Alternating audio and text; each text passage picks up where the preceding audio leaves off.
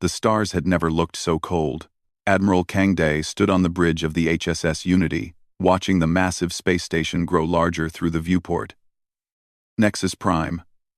The capital of the Galactic Council. For 300 years, humanity had dreamed of reaching the stars. Now they were finally here, ready to take their place among the great civilizations of the galaxy. Behind him, Chancellor Una Park reviewed her speech one more time.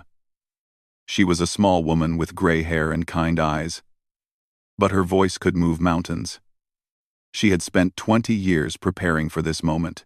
Every word had been chosen with care. Every gesture had been practiced. "Are you nervous?" Kang Day asked without turning around. Una smiled. Terrified, but also hopeful. This is the beginning of a new age for our people. The Unity docked with Nexus Prime, and the human delegation walked through halls that had seen 10,000 years of galactic history. The walls were made of some strange metal that seemed to glow from within. Alien species of every shape and size moved past them. Some walked on 2 legs, some floated in the air, some had no legs at all. General Kim Tae walked beside the Chancellor, his hand never far from his weapon. He did not trust aliens. He had fought too many battles against things he did not understand, but orders were orders, and the President had commanded peace. They entered the Great Chamber, where the 12 leaders of the Galactic Council sat in a circle of floating thrones. At the center stood Elder Vorn of the Solari, the oldest and most powerful species in known space. His skin was like silver water, always moving, always shifting. His eyes were black holes that seemed to swallow light. "Humans," he said, and his voice echoed through the chamber like thunder. "You have come far. Your species learned to walk only moments ago, in the time of the galaxy. Yet here you stand." Chancellor Park bowed with respect. "We come in peace, Elder Vorn. We seek friendship with all the species of this great council. We wish to trade, to learn, to grow together." High Commander Brel of the Torvian Empire laughed. He was a massive creature, covered in thick scales the color of dried blood. His teeth were like swords, and his arms were thick as tree trunks. "Peace," Brel said. "We have watched your species, human. We have seen your history. War after war after war. You cannot even stop fighting each other. And now you want to join us?" Una kept her voice calm. "We have made mistakes. We do not deny this. But we have also learned. We have united our world. We have ended our wars. We are ready to be better." Elder Vorn raised one silver hand. The chamber fell silent. "We have discussed this matter," he said. "We have studied your species for many years. We have watched your ships explore the edges of our space. We have seen the weapons you build. We have heard the songs you sing about conquest and glory." He paused. The silence was heavy. "You are dangerous," Vorn continued. "Not today. Not tomorrow. But in time, you will become a threat to everything we have built. Your population grows too fast. Your technology advances too quickly. Your hunger for more is endless." Chancellor Park stepped forward. "Please, give us a chance to prove ourselves. Let us show you who we truly are." "We have made our decision," Elder Vorn said. His voice was cold now, like ice cracking in deep winter. "The human species is hereby exiled from Council space. You will be sent to the dead expanse, beyond the borders of civilization. You will remain there forever. Any human ship found outside this zone will be destroyed without warning." General Kim Tae reached for his weapon. Admiral Kang Day grabbed his arm. "No," the Admiral whispered. "Not here. Not like this." Chancellor Park stood very still. Her face showed nothing, but her hands were shaking. "The dead expanse," she said quietly. "That is a death sentence. Nothing lives there. The stars are dying. The planets are poison. Then perhaps you will die quickly," High Commander Brel said with a cruel smile. "It is more mercy than you deserve." The council guards surrounded the human delegation. There was nothing to do but leave. As they walked back through those ancient halls, the aliens watched them with cold eyes. Some looked satisfied, some looked relieved. None looked sorry. On the ship, General Kim Tae exploded with anger. "We must fight! We have 100 ships in orbit! We can take this station and make them pay." "And then what?" Admiral Kang Dae asked. "Their fleets will destroy Earth. Our colonies will burn. Everything we have built will end." Chancellor Park sat down heavily in her chair. She looked older now, as if 10 years had passed in 10 minutes. "We will accept the exile," she said. "What?" Kim Tae could not believe what he was hearing. "We will go to the dead expanse. We will build new homes there, and we will survive." She looked up, and there was fire in her eyes. "They believe they are sending us to die. Let us prove them wrong." In the science lab, Dr. Han-Soo worked quickly. She was young, barely 30, but already the smartest scientist in the fleet. While the council had been busy condemning humanity, she had been busy stealing. Her fingers flew across the computer as she downloaded everything she could find about the dead expanse. What she found made her heart beat faster. The council was hiding something. The dead expanse was not just empty space. There were readings that did not make sense. Energy signatures that should not exist. Resources that the council had marked as forbidden. She smiled a small smile. The council thought they were throwing humanity into a grave. But graves could become gardens. Darkness could become light. And humans had always been very good at finding hope where none should exist. As the fleet turned toward the unknown, Chancellor Park broadcast one final message to every human in the galaxy. "Today we leave behind the stars we know. Today we begin a journey into darkness. But remember this. We are human. We have survived ice ages and plagues. We have survived wars and famines. We have fallen 1,000 times. And 1,000 times we have risen. They think this is our end. I say it is our beginning. Follow me into the expanse. Follow me into the dark. And together, we will make it shine." The ships jumped into hyperspace, leaving behind a galaxy that had already forgotten them. But forgetting was a mistake the council would one day regret. 50 years had passed since the exile.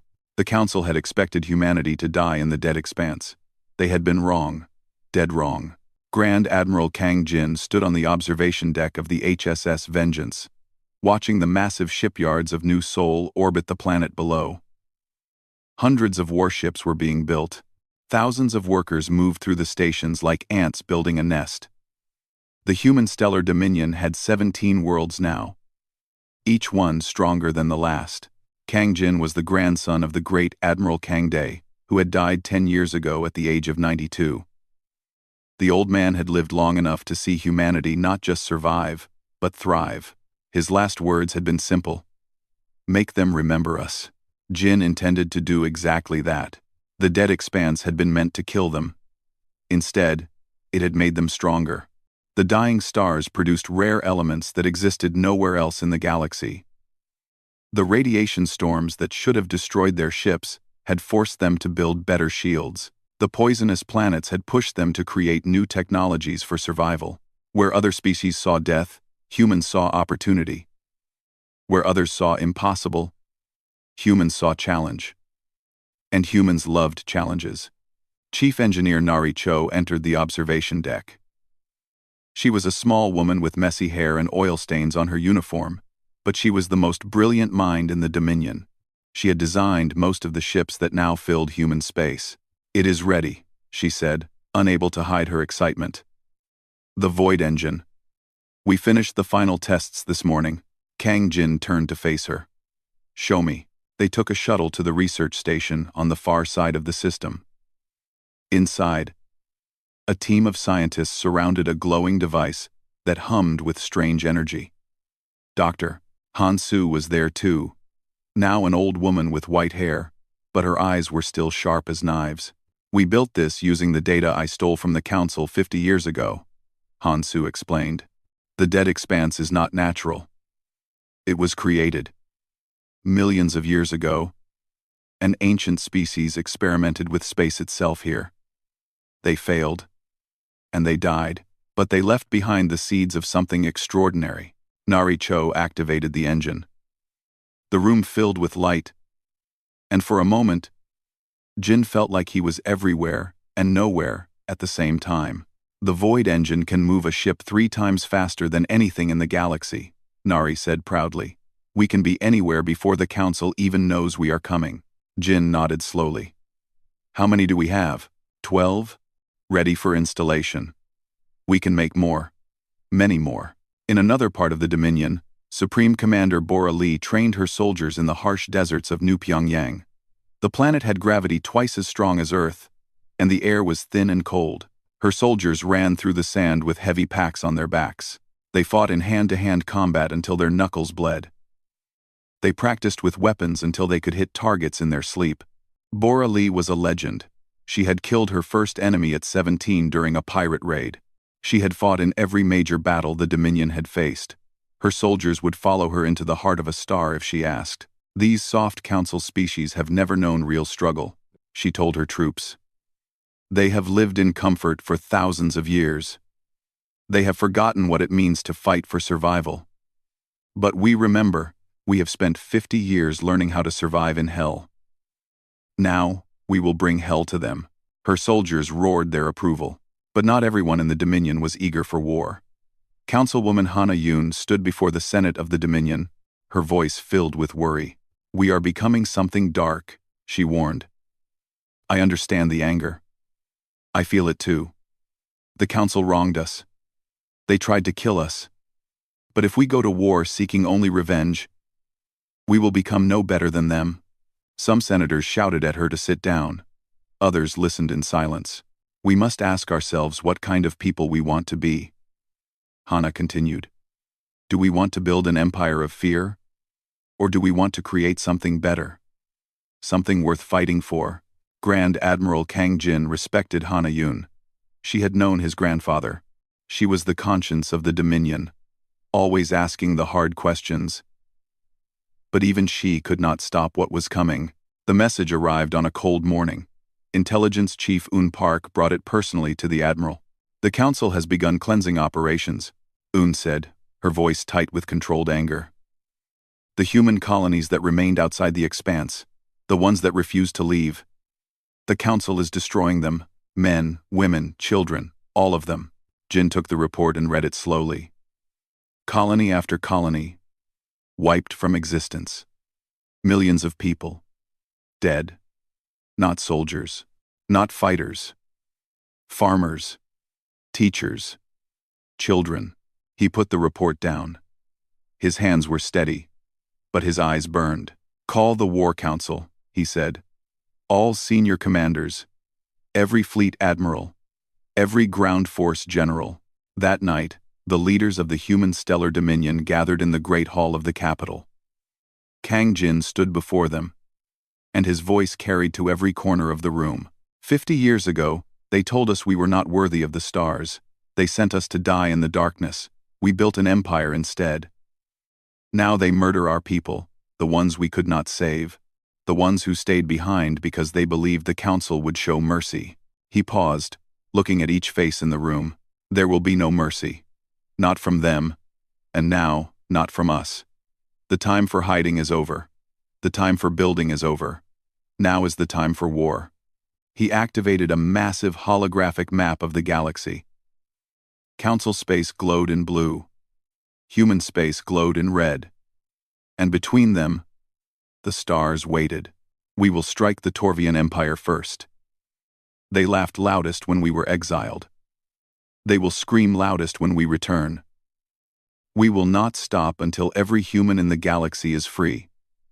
We will not stop until the Council answers for every crime they have committed. Supreme Commander Bora Lee stepped forward. My soldiers are ready. Give the word. Chief Engineer Nari Cho nodded. The fleet is equipped. The void engines are installed. Intelligence Chief Un Park smiled grimly. I know every weakness in their defenses. Councilwoman Hana Yoon stood silently for a long moment. Then she spoke. If we must fight, let us fight with honor. Let us show the galaxy that humanity is better than its enemies. Grand Admiral Kang Jin raised his fist. They wanted us gone. Now they will wish we had stayed forgotten. Begin the operation. We go to war. Across 17 worlds, engines roared to life. The human fleet, larger and more powerful than the Council had ever imagined, prepared to emerge from the darkness. The galaxy had forgotten about humanity. It was about to remember. The Torvian Border Patrol never saw them coming. One moment, the space was empty. The next moment, 50 human warships appeared out of nowhere, their void engines cooling from the impossible jump. The Torvian commander barely had time to send a distress signal before his ship was torn apart by weapons he did not understand. Grand Admiral Kang Jin watched the battle from the bridge of the HSS Vengeance. His face showed no emotion.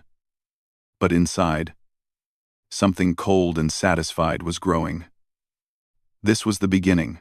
This was the first payment for 50 years of exile. All enemy ships destroyed, his tactical officer reported. No survivors. Good, Jin said. Move to the next system. We do not stop until we reach Torvax Prime. The invasion of Torvian space was swift and brutal. Human ships moved faster than the Torvians could react. By the time reinforcements arrived at one system, the humans had already taken 3 more. In 7 days, 12 Torvian worlds fell under human control. High Commander Brel received the news in his palace on the Torvian homeworld. He threw the messenger across the room in rage. Impossible, he roared. Humans are primitives. They were sent to die in the expanse, but the reports kept coming. World after world, falling like leaves in autumn. Human soldiers, stronger and faster than any Torvian had expected. Human weapons that could burn through the thickest armor. Human ships that appeared and disappeared like ghosts. Brel sent urgent messages to the Galactic Council. He demanded help. He demanded reinforcements. He reminded them that he had supported the Exile, that he had been their loyal ally for centuries. The Council debated for 3 days while more Torvian worlds burned. The Solari did not want to commit their fleets. The other species were afraid. They had not fought a real war in thousands of years. They had forgotten how. Meanwhile, Colonel Wu Hyun led the ground assault on Torvax Prime itself. He was a quiet man, with hard eyes and scars covering his arms. He had grown up in the worst conditions of the dead expanse, on a mining colony where survival meant fighting every single day. His soldiers landed under heavy fire. Torvian defense cannons tried to destroy their dropships, but human shields held strong. They hit the ground running, weapons blazing, moving through the enemy lines like water through rocks. Wu Hyun fought at the front, as he always did. He believed that a leader who asked his soldiers to die should be willing to die with them. His rifle never stopped firing. His voice never stopped encouraging his troops. Push forward. They are afraid of us. They have never faced humans before. Show them what that means. The Torvians were bigger. They were stronger. But they had lived in comfort for too long. They had fought only weak enemies, species that could not fight back. They had forgotten the taste of real battle. The humans had never forgotten. The expanse had taught them well. After 3 days of fighting, the fortress of Torvax Prime fell. Wu Hyun stood in the command center, surrounded by fallen enemies and exhausted soldiers. He had lost many good people. He would remember every name, but what he found in the lower levels made his blood freeze. Thousands of aliens, chained together in the dark, species he had never seen before. Small, fragile creatures with broken spirits and hollow eyes. Slaves. The Torvians had been using them as workers for generations. Wu Hyun ordered his soldiers to free them immediately. The slaves could not believe what was happening. Some cried. Some tried to hide. They expected the new conquerors to be even worse. Instead, the human soldiers gave them food, water, and medical care. They spoke gently. They promised safety. We are not like them, Wu Hyun told the frightened slaves. We know what it means to be thrown away. We know what it means to be called lesser. You are free now. You will always be free. Word spread across the galaxy faster than any fleet could travel. The humans were not just conquering. They were liberating. Species that had been oppressed by the Council for millennia suddenly saw a different possibility. Intelligence Chief Un Park intercepted communications from across Council space. The alien leaders were terrified. They had never expected this. They had thought humans would come for revenge, burning everything in their path. Instead, the humans were offering something far more dangerous. Hope. The Council is falling apart, Un reported to Admiral Jin. 3 minor species have already declared they will not fight against us. 2 more are secretly negotiating to join our side. Jin nodded. Councilwoman Yoon's approach is working. Hana Yoon had insisted on accompanying the fleet. She had argued that every conquered world should be given a choice. Join the human dominion as equals, or remain enemies. Most chose to join. The human soldiers treated them fairly. Human administrators worked to rebuild what the war had destroyed. It was not the conquest the Council had feared. It was something far more effective. It was an invitation. On the Council capital, Elder Vorn finally understood the danger. He called an emergency meeting of all remaining Council species. The humans are not just winning battles, he said, his silver face showing something that might have been fear. They are winning hearts. Every world they take becomes loyal to them. Every species they free becomes their ally. If we do not stop them now, there will be nothing left to save. High Commander Brill, forced to attend by hologram from a bunker on his homeworld, slammed his fist on his table. Then give me the fleets, give me the ships, I will destroy them myself. But the other Council leaders hesitated. They looked at each other with suspicious eyes. Old alliances were breaking. Old rivals were wondering if perhaps the humans would treat them better than the Council ever had. Elder Vorn saw the doubt in their eyes, and he knew that the Council's time was ending. 10,000 years of power, crumbling in a matter of weeks. In his private chambers, Admiral Kang Jin received a message from the freed slaves of Torvax Prime. They wanted to join the fight. They wanted to help the humans defeat the Council that had allowed their suffering. Jin showed the message to Hana Yoon. This is what I hoped for, she said quietly. This is victory worth having. Not just conquest, but freedom. Not just power, but justice. Jin looked out at the stars. So many had died in the exile. So many had suffered. But now, finally, the galaxy was beginning to change. We are not done yet, he said. The Council still stands. Elder Vorn still breathes. We continue until it is finished. Hana nodded. Then let us finish it right. Let us show the galaxy what humanity truly is. The fleet prepared for the next jump. The next battle. The next step toward a future no one had dared to dream. The Galactic Council was dying.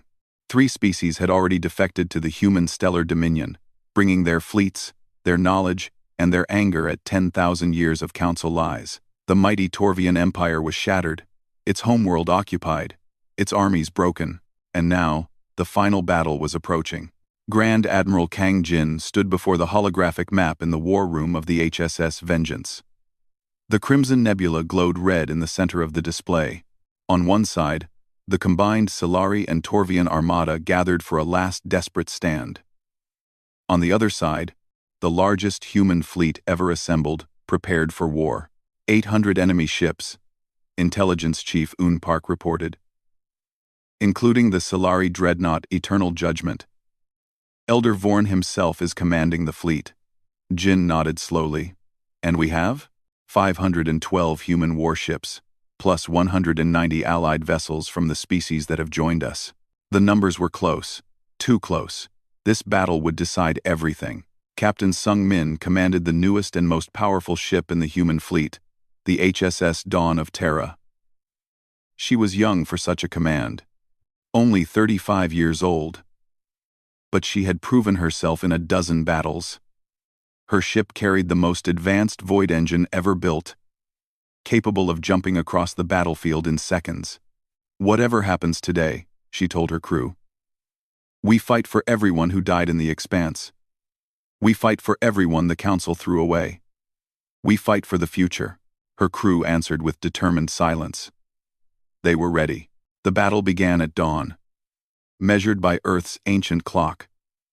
Both fleets surged forward, weapons blazing, shields flashing. The Crimson Nebula lit up with explosions and energy beams. Ships died in the thousands. Lives ended in the millions. The Solari were good.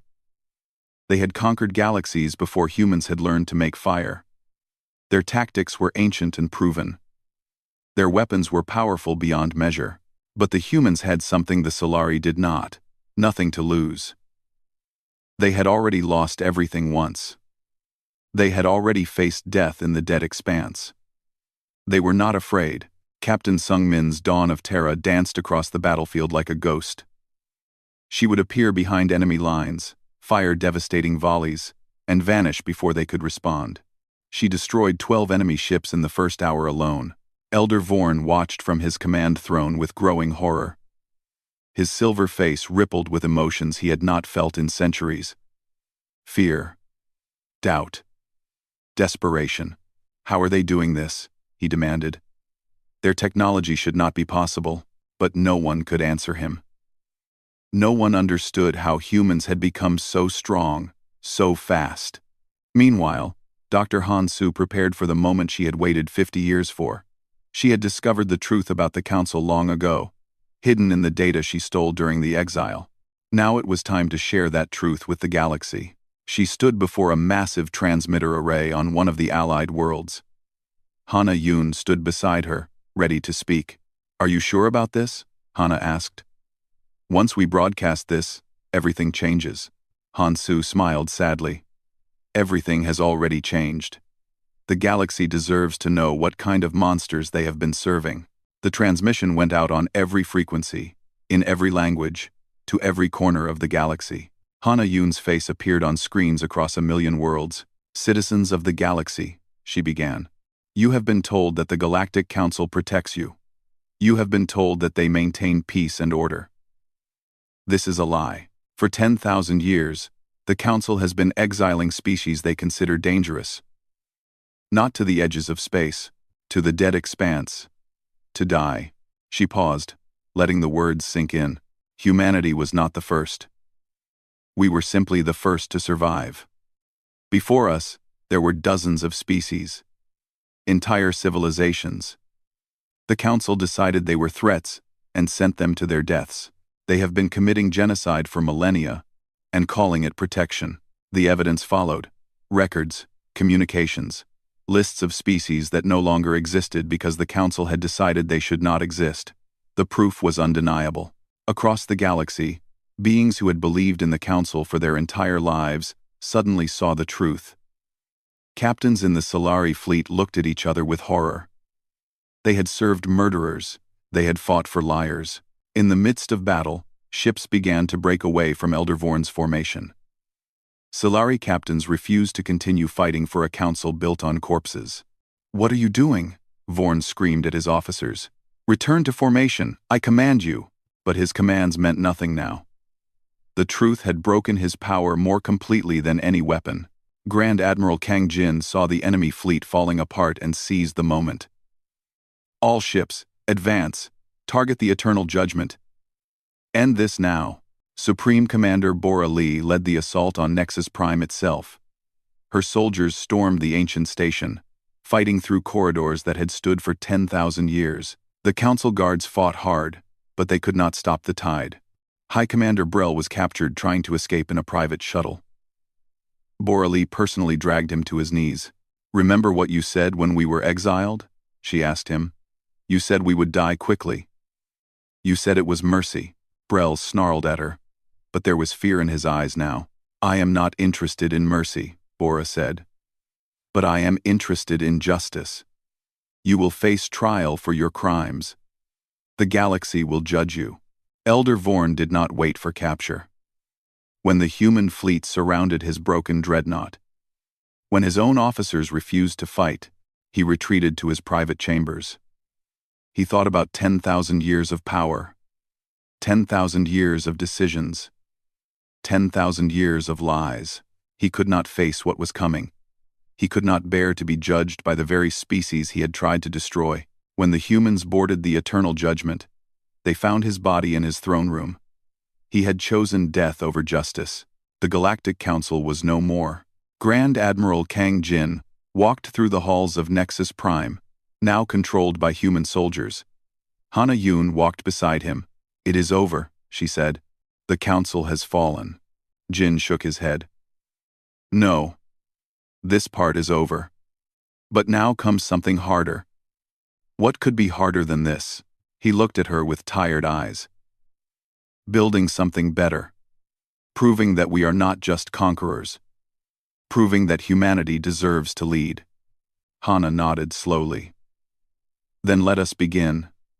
Let us show the galaxy that the future can be different." Outside, the stars watched in silence. They had seen empires rise and fall for billions of years. Now they would see something new. Something that had never happened before. Humanity had come home, and nothing would ever be the same. 1 year had passed since the fall of the Galactic Council. The galaxy was still learning how to breathe again. Old borders were gone. Old hatreds were slowly healing. And in the center of it all, something new was growing. Grand Admiral Kang Jin stood before the newly built Senate of the Terran Galactic Commonwealth. Representatives from 47 species sat in the Great Chamber, waiting for his words. Humans, Silari, Torvians, and dozens of species that had been slaves and prisoners just months ago. All of them, equal. All of them, together. "I stand before you today not as a conqueror," Jin began, his voice echoing through the chamber. "Not as a ruler. I stand before you as a soldier who has done his duty. The war is over. The council is gone, and now, we must build something better." He paused, looking at the faces around him. So many different shapes. So many different colors. So many different histories. All of them watching him. "I will not be your emperor," he continued. "Soldiers should not rule in peacetime. We are good at fighting wars. But peace requires different skills. It requires patience. It requires wisdom. It requires the ability to listen to voices that are not our own." There was murmuring in the chamber. Many had expected Jin to take power. He had earned it. He had defeated the council. By ancient tradition, the galaxy was his, but Kang Jin had learned from history. He had studied the empires of old Earth. He had seen how power corrupted. He had watched the council become the very evil it claimed to fight. "I give this power to you," he said, "to the Senate, to the representatives of every species. Together, you will guide the Commonwealth. You will build the future." He stepped down from the podium and walked out of the chamber. His soldiers saluted as he passed. His duty was done. Chancellor Hana Yun became the first leader of the Commonwealth Senate. She was the obvious choice. She had been the conscience of the Dominion during the war. She had fought for justice when others wanted only revenge. Now, she would lead them into peace. Her first act was to establish the Truth and Justice Commission. Every crime of the old council would be investigated. Every victim would be remembered. But there would be no massacres, no purges, justice, not vengeance. "We cannot undo the past," Hana told the Senate. "Millions of beings died because of council decisions. Species were erased from existence. No punishment we give to the guilty can bring them back, but we can remember. We can learn, and we can swear that it will never happen again." High Commander Brel and dozens of other council leaders were put on trial.